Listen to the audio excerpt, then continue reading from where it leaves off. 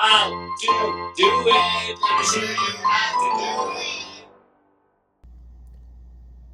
Hi guys, so today in this video I am replacing my garage door overhead garage door opener and removing all this crap and going with this Genie wall mount.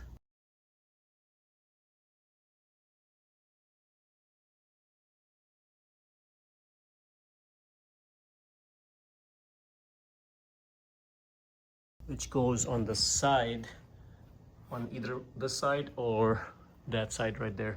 So the best part about that one is I don't need to have any of those chains, don't need to have any of those hanging stuff, no rod or going all the way down there. It's just going to be garage. You can, in fact, if you're using that garage door opener, you can in fact change that degree and you can pull this one up so you have a lot more room. That is also doable. I'm not doing that right now. Maybe another time I'll take care of that. But I'm going to be mounting it on this side because I have a lot more room, and eventually I'm going to run power down here because that's where I have my car wash station. Let's go ahead and start disassembling. And it's very simple. All you need to do is just take the chain, lose the chain off, and just remove the chain from here and on the other side. And once the chain is out, you can do all the work and take care of this, remove that later once everything is functional with your wall mount garage door opener. So the reason I went with Genie is I've had this brand before, and they're very good. They make really great products. So this is like their base model. This one does not have the Wi-Fi stuff. The reason I'm not picking the Wi-Fi model is because you're paying a lot more for the Wi-Fi model, and I already have a Wi-Fi that I'm using, and I'm more comfortable using that one because that's the one I was using it with this one.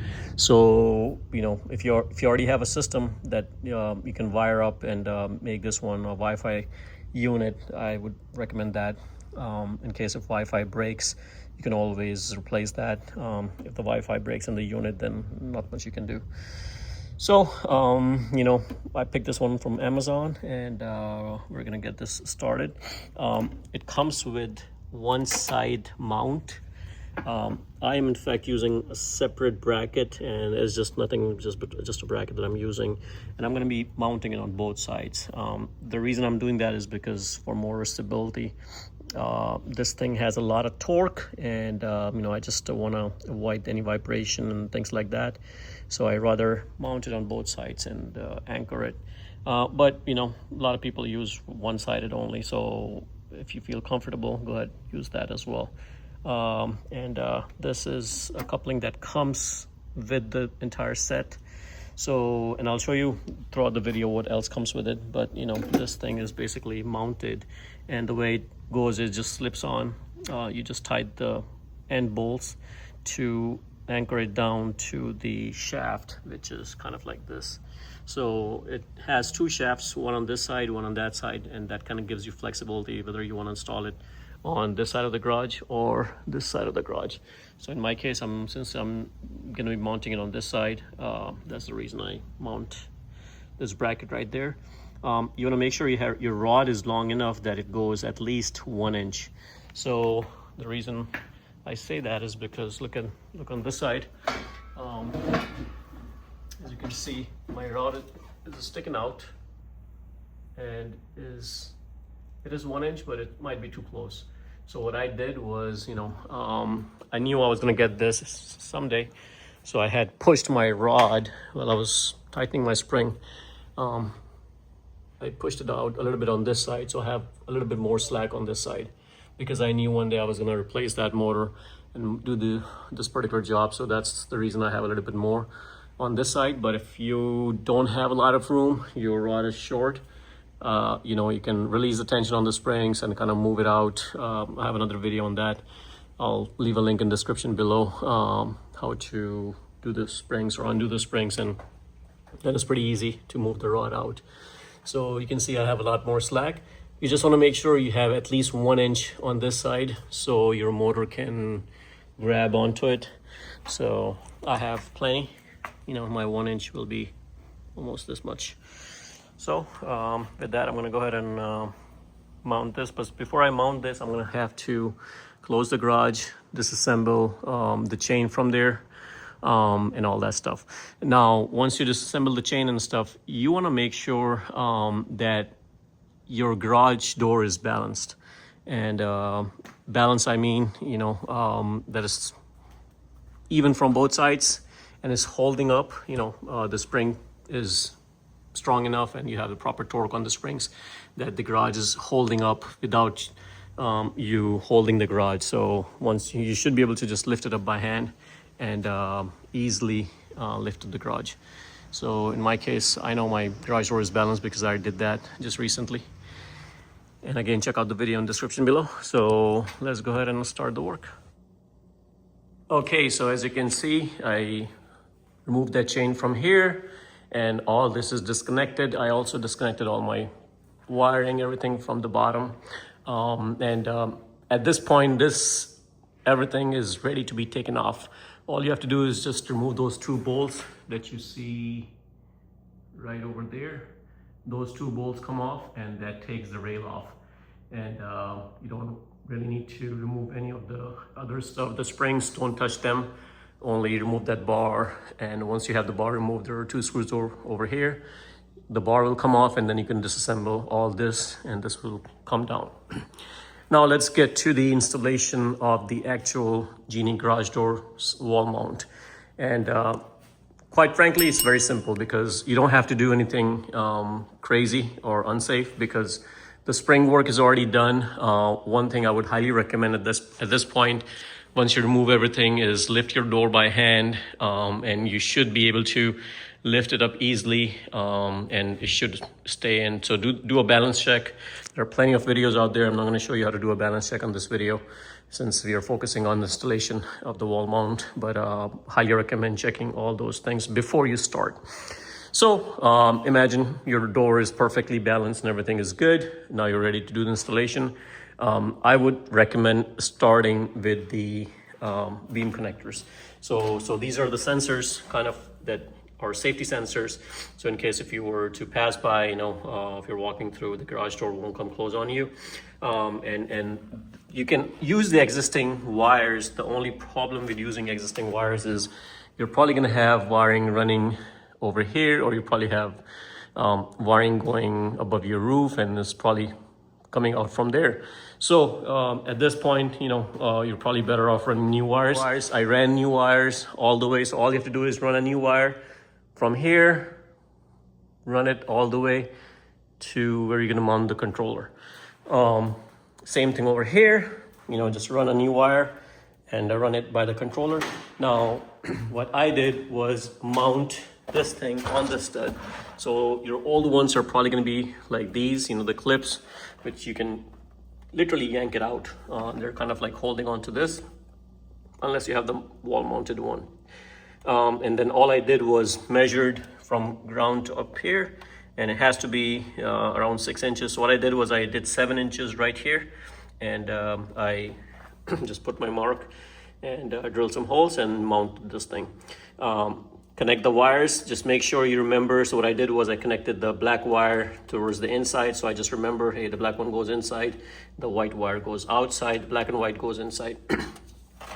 As long as it matches on both of them, that's all that matters.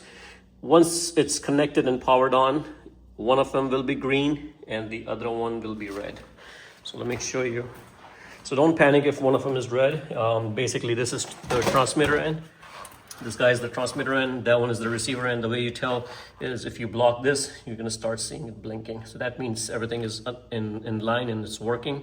The tolerance is quite a bit. So if you're a little bit up and down, it's not gonna matter because it has a bigger beam. It's not like a straight one line beam that will cause you issues. So you have plenty of room. I did the exact same thing, measured 7 inches from top to bottom, like in the center, and drill holes and mounted this guy. And then I ran one wire. This was a short run because my controller is right here. So I'll show you how exactly I did my controller. I'm not showing you exactly how to do the installation because if you're attempting this job, then most likely you already know how to mount or screw things in place. But my main purpose here is to kind of teach you the lessons that I learned throughout this job. And that is kind of critical because at one point my controller was not working and I was struggling. So I'll show you. Now, in my case, I'm not using the cable holders because I have plenty of tension. My door is pretty strong and big and heavy. So in that case, you don't really need to use it. Those things can be used if you have loose cable. In my case, mine is pretty clear and straight. No obstruction on this side. And same thing on this side. So I'm not really using that because I don't really need to use it. So I'm gonna bypass the cable holders, and what I'm talking about is these things right there. So I'm not mounting these. Not needed in my case because of the big garage. If you have one single car garage, I would recommend, or a lighter garage door, I would recommend going ahead and installing it. Now I do have the manual door lock. I'm probably gonna remove it just to shave some weight off of my garage door. So imagine all the sensors are installed. These are not polarity sensitive, so as long as you're staying consistent, so black inside, white outside, that's what I did on both of them, and then I twisted them together. So the sensors are these guys right there, and they're connected on the STB. These two, the black and black are twisted together, the white and white are twisted together, and it goes in STB. The BWC, I'm just leaving it hanging. This is, you can have a switch, so you can see right there. There you go. It just kind of triggers the garage door, and you can see how quiet it is. That's just a manual switch. If you want to open and close, I'm going to give a switch right there, a manual switch, just in case, because I'm normally going in and out of the garage, so I can just hit and close it. So you can have a manual switch right here, you can have a wireless switch over there, however you want to do it. Now this is the lock. So the lock is this guy right there. I haven't connected the lock yet, and that's pretty much it. All this is stuff you can ignore, don't worry about it. This is kind of like the wireless. I think this is not a wireless unit, so I'm going to be connecting my own wireless setup here using my other device. You can make this unit wireless, so I'll show you which one I'm using. It's basically a Meross setup that I'm going to be using in this case, and that's pretty much it. Now you do have to program this. Most likely you'll probably see a red light right here, and it's not going to work. So you have to get into the programming mode, and you have to set your upper and lower limit. If you don't set it up properly, the unit is not going to work, guys. Trust me, this is the program part that I struggled, that it wasn't working. My remote controls were not working. My triggering was not working, and it wasn't doing anything. And I was just going crazy why it's not working. But it was mainly the programming part. Once I did the programming, all the red light, everything went clear from here. So you should not be seeing any lights here unless you're in the programming mode. If you're seeing a red light, that means it's not programmed properly. So you need to program it, setting your upper and lower limit. And once you set that up, all that should clear up and you should be good to go. So in my case, I think it's looking pretty good. Make sure its alignment is done properly. Now, this is what I did on the other side. I kind of installed this one stud and I connected this end on this side because I wanted to make this thing solid and nice and even. So as you can see, and just make sure you tighten both the screws on both ends. You may have to close the garage door to do it properly, so it's nice and stuck in one place. And just make sure the unit is not trying to struggle or move in any other direction, and check the level. So in my case, everything is good and all installed. So let's do a test run. There's my buddy. You awake? Yes. Yes. Okay, so now let's go ahead and try it. You want to give it a shot? Press it. This? No, the blue one, this one, the big one. Ooh, look at that. See that? Happening? What is happening? The garage door is coming close. How?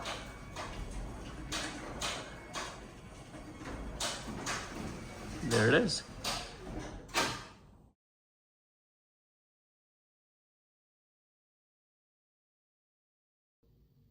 if you have the older style door switch right here, the good thing is this stuff is standard, so you can see the holes over here matches the holes over here, so it's perfect match.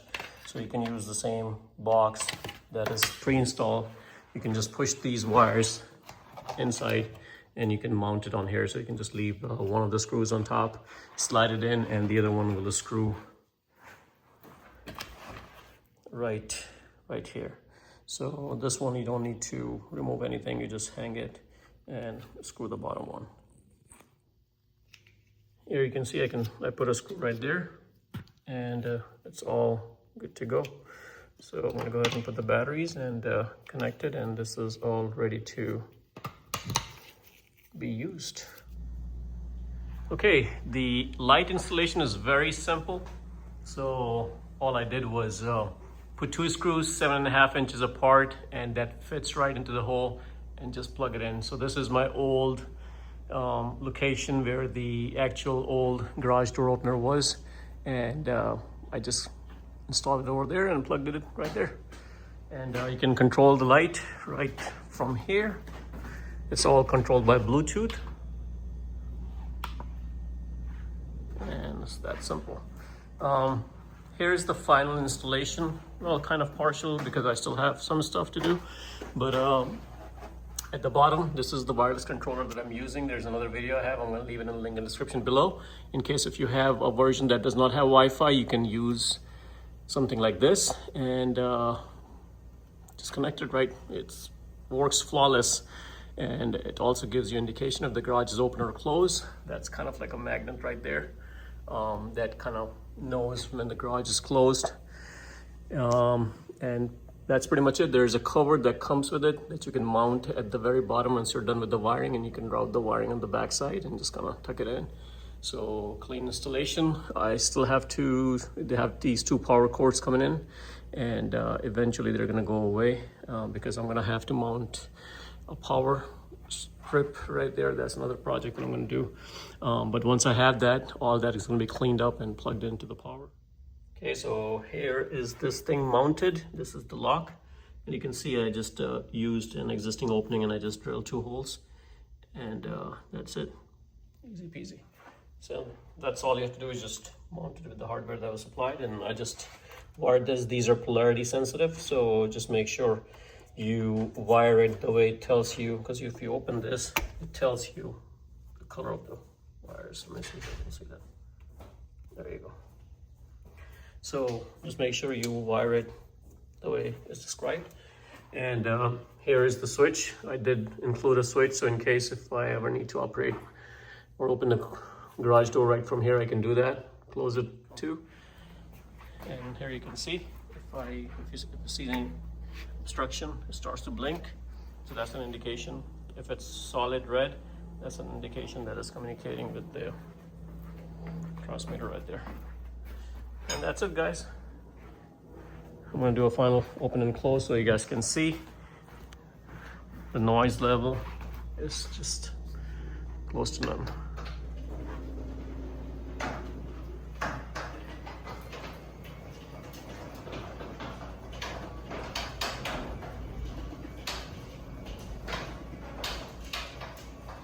Very quiet. I do have some clunking sound over there, but that's because of one of my rollers is bad. So I'm gonna replace that, but it was very quiet. You like it? Yes. What do you like the most about it? The garage. The garage? Yeah, and the light. And the light? Oh, you like the light, huh? Give me a high five. All right, guys, thanks for watching. What do you want to say? Please like and subscribe. Yes. Say it. Please subscribe. Huh? Thanks, guys, for watching. I know somebody's going to ask me on the video about my setup for my car wash station. So if you're interested in a video on this, I will have a link in the description below so you can check that out as well. And this guy helped me out throughout the project, so thumbs up, buddy. Thank you for all the help. He's my best. What did I do? You did everything. What did you give me everything? So that's it, guys. Project is complete.